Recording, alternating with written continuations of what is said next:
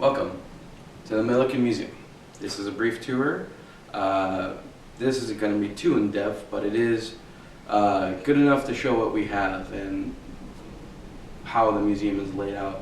I do want to say, to start off with, while Los Banos has a very deep history, a very storied history, and it's not just Los Banos. The intertwined west side area from Newman, Gustine, Ingomar, Volta, Dos Palos, all of them.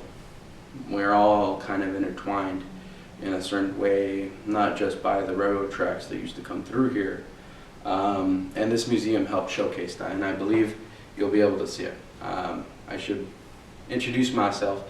I am Javier Powell, a docent and board member at the Milliken Museum, and hope you enjoyed the tour. Despite how tempting it is to believe from the outskirts of brand new suburbs, the history of Los Banos is not new.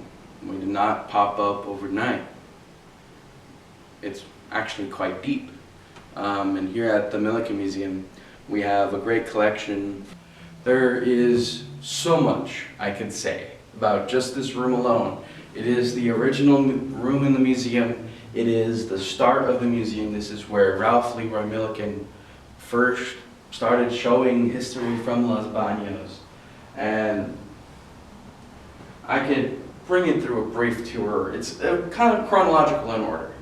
You have the Indians and the prehistoric coming through here, and then the Yokuts, and then it kind of bleeds into the Vaqueros era of Los Banos and the whole west side area.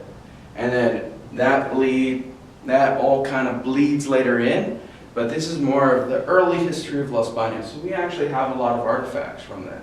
We have a lot of mortars and pestles and tools and brands and things they would use back in the day. And perhaps one of our crowning jewels is the Vaquero mural we have right here, which is on loan to us from, I forget which large museum it is, but it used to be over the doorway in the post office. And I'll show you in a sec.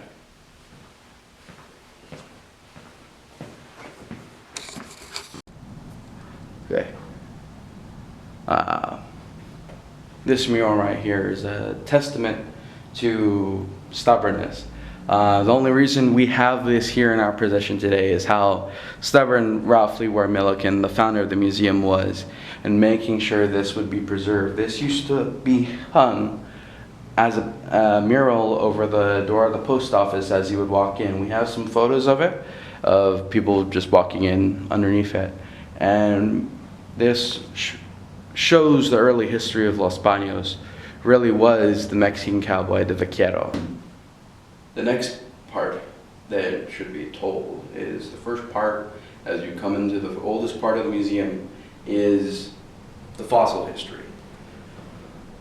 The whole region of the San Joaquin Valley, it used to be a great large sea, and that large sea would have so many creatures in it that died and lived, and many of them falling to the bottom of the bed. Over time, that sea's no longer here, and there's geologists who are better prepared to answer the question of why. But over time, different animals moved in, different things gone through, and we have a lot of a very strong fossil history in the area. We have mammoth bones, which I'll take a picture of and I'll show you. We have plenty of seashells, plenty of things. If you keep looking through this exhibit right here, you'll find so much if you're interested in little dinosaurs. Unfortunately, it's only a small portion of our collection, but it's here if you want to look more into it. This next part, coming right after the fossil record, is the record of those who lived here before. Those who lived after the mammoths had been hunted to extinction. Those who lived when the valley was full of tule elk and it wasn't as smoggy. You could see from one side of the valley to the other on a clear day and be able to see the Sierra Nevadas all the way to the Diablo Range, and these were the ones that lived just across the mountain from the coastal tribes. These are the Yokuts. Fortunately, there's not really a living tribal presence of these Yokuts. There's Yokuts on the east side of the valley too. You'll know them. They're a lot of the major casinos in Yosemite-ish area are fellow Yokuts, but these West Valley Yokuts, many of them died through disease, going to the missions and losing their cultural identity, just so much. And we have some of the record here. We have arrow points. I'll put a photo up on the video. We have perhaps some of the greatest part is that they would trade over Pacheco Pass like how we would trade today, and they would get seashells. And there's some really beautiful shells we have back here. I'll try and get a photo of. But you'll notice a lot of, we have a huge collection of just right here, and then throughout it is what Mexicans like myself would call molcajetes. But these aren't really molcajetes too much, it's just motors and pestles. And a great big part of their diet was because of how many plants grew here in this time. They would crush down seeds, and that would be what they ate. Not all they ate, they would game and stuff like that. And of course they got air points, but this was such a big part of their whole diet, we have so much of it left. As the era of the Yokuts passed, through disease and through colonization, the era of the Mexicans came through, and the missions were eventually secularized, and the Mexican government wanted to control the Indians that were in the area. And because of how close we are to the coast, it was so easy for missionaries and military parties to come through here and uproot a lot of the Indians that did live here. That's unfortunately why we do not have a very large native community today, is because of that. We're just so close to the coast. That would always play a role in Los Banos history, is our connection to the coast, and that's unfortunately one of the darker parts. And part of that process was some of the stuff we have here, the vaqueros and the Mexican land grabs, the sueños. They would grant large tracts of land if you were able to tame it and control it. And one of those parts of lands was the Rancho San Luis Gonzaga, which we have some of the actual furniture.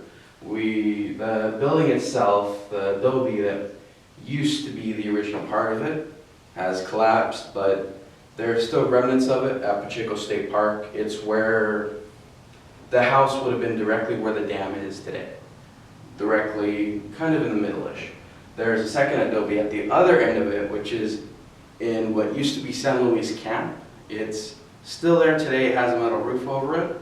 But yeah, this is some of the furniture that was there, and we have a bit of the exhibit here from there, and that was Don Francisco Perez Pacheco, which Pacheco Pass is named after, the hole that got the sueño. There's a whole process to that. I couldn't really tell you at all, but that was before the gold rush.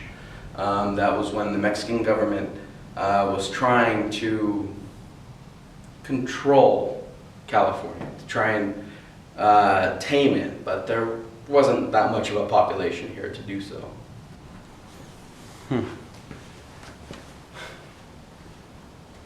And now this is the next part of the museum. This is the beginning of the main long room. This was an extension built sometime after the 80s. Don't quote me on the exact date, but first you have what they would use to fight fires with right here. We have some large maps showing the land that Henry Miller, one of the major founders in town, owned, and like the specifics. of what each color means on the map has kind of been lost to us. But it is kind of like what he would use different land for. There's plenty of cool exhibits right here. Let me show you. Just along this back wall alone, you can see how much stuff we just have displayed. Like the sign from Dr. J.L. McClelland, who was one of the first doctors in town. Yeah, I even see some of his surgical implements. It's a little bit dark, so I have the camera cranked up. Sorry if it's a little bit grainy, but it's kind of what I have to do to show it. We have some toys from there, bit creepy, as you would think. If you were younger at the time, these would have been normal.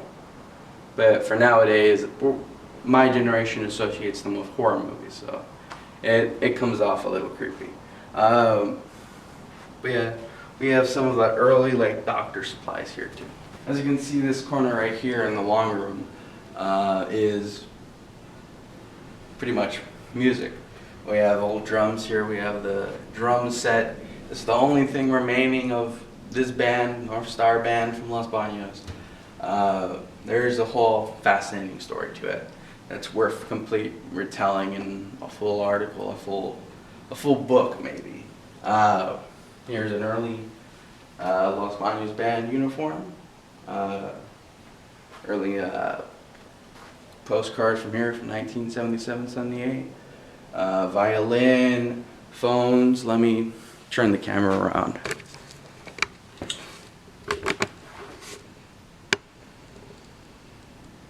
As you can see, a phonograph. You can see the back of an old cash register there. We have so much here that it's hard to really display it all in its own context to give it the proper space it needs. You can see we have a giant piano here. Well, it's not giant, but you know what I mean. We don't let anyone play this, but it's pretty well made. You can come in here and look at all the fine detail. All of it looks hand painted, and it all is. If you're a student in the area, these things right here will be some of the stuff that interests you. We have some of the old band patches, the old uniforms, the old jacket, the old helmet. We have plenty of old photos. We have a whole collection of yearbooks in the archives. There's just so much to look at. You can see this right here is a board with a lot of photos that have been attached to it. You can kind of go through and see different photos from different eras. It's kind of like, yeah, I'm not sure if this was ever finished, but it kind of gives a good overview of some things. And you can go through and just look at the different photos and things. Perhaps you'll see a lot of these where we'll have boards and walls and dividers and things, and we'll have different clippings and different postings all kind of thumbtacked to it. There's just so much information and so little space to store it in. So we have it all set up on things. Sometimes they're in chronological order, sometimes they're not. Some of the stuff on here is the series in the Los Banos Enterprise where people would send in questions of like, hey, what's the history of the Crust Theater right here? And a student would come in, start doing interviews, start going through the archives we have and putting together a whole article. And you can read some of them right here. Really, this whole long room we have, these displays, you can spend hours looking into these. And right here we have some of the railroad, some of the history of the San Joaquin. We have some history about steamboats here. And the San Joaquin used to have steamboats. The water used to be that deep and that wide. Maybe not all year round, don't quote me on that, but it was to the point where you would have steamers, and the river was a major way of how life worked. Eventually, over time, most of it was taken for irrigation. So it's not, the San Joaquin is strong today, but it's not as strong as it used to be. If you're a veteran or someone into military history, this side of the room will probably have a lot of what you want, what you would like to see. We have uniforms from local veterans who had served in the World Wars and the wars after, and we have some artifacts from them. We have a flare gun. We have World War I gas masks. You can see some old newspapers from the time announcing Pearl Harbor being raided. We have binoculars, just plenty of artifacts from the time. And we have a lot of the stories put together thanks to local professor Tim McNally when he used to be a history teacher. One of his assignments for his classes is they would come in here and they would figure out a topic and they would interview the people who had lived through it or the people who knew people who didn't live through it, and they would compile a book, and that's one right here is Sun Gave All. This is a book about veterans who didn't make it back from the war. It's I believe $25. I don't know if we have many copies of those left, but we do. It's a very interesting part of our past.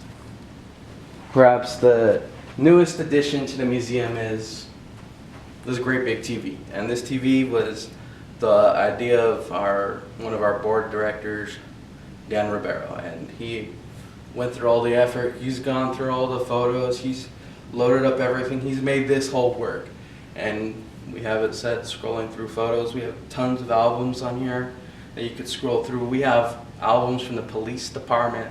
We have albums of what streets used to look like. We have parades. We have aerial photos, and all of it just scrolling through here, and it really helps a lot because the big screen makes it so you can see all the detail. There's really so many exhibits, so many things to look at, so many things that I could point out to you that I would be stuck here for an hour. I would be stuck here for an hour telling them to you, because it takes maybe 2 hours to give someone a really good tour of this museum. There's just so much information here. We even have the old cameras going back in time. We have some old camcorders, the cubes you would use for flashes. Perhaps one of my favorite things along this aisle of the museum, which has so much interesting stuff, is Felice and the Yacobi brothers. They used to run the Las Banos Soda Works, which we have an unopened bottle of. And that ran for, don't quote me on it, but I believe about the 1910s to sometime in the mid-60s. And they would bottle soda. They would make soda and they'd bottle it. I believe the bottling stopped after a certain amount, the making the soda stopped after a certain amount of time, and they would bottle other companies' soda, but the whole history on that one's very vague. But we have a lot of bottles from the Las Banos Soda Works, and for good reason. It was local soda, and it's very cool. I find that awesome. And one of the cool things you would do with the Soda Works, or if you were getting the soda, would be to pull out the flavor of soda you would want. Like you would want orange. Pop out the orange drink and you would say, I want a quart. And you'd stick it into the top of the bottle, and when they got it, they would write it down and they would make it to how you wanted it. You've probably seen it in the background a lot, but these taxidermied birds are the birds of the local area, and they were part of an exhibit to the San Francisco World's Fair, where Las Banos was represented with these taxidermied wildlife, showing just the amount of birds we had here. I believe there's around 200 of these that were made. There's about only 150 that we currently have, and that's the surviving collection. That concludes our kind of brief, very brief tour of the museum. There's just so much here. There's so much to learn, so much to look into. This place is free to come. It's free to enjoy. We do ask you just sign the sign-in sheet. That's it. That's all you need to do. If you come in here, that's all we ask of you. We just and treat the exhibits kindly. Yeah, if you're interested in all the stuff we have here, if you're interested to come in and do research in the archives, you're welcome to come. We're open every day except Mondays. Not so much on Christmas Day or Christmas Eve. 1 through 4 p.m. I know the hours are bad. Some people are not really able to work around those hours. There is a number to call. I'll probably try to add it in as text right here to try and schedule an appointment that would probably be better for you to come through. We're very open to just have new people come in. Just come in and see the museum.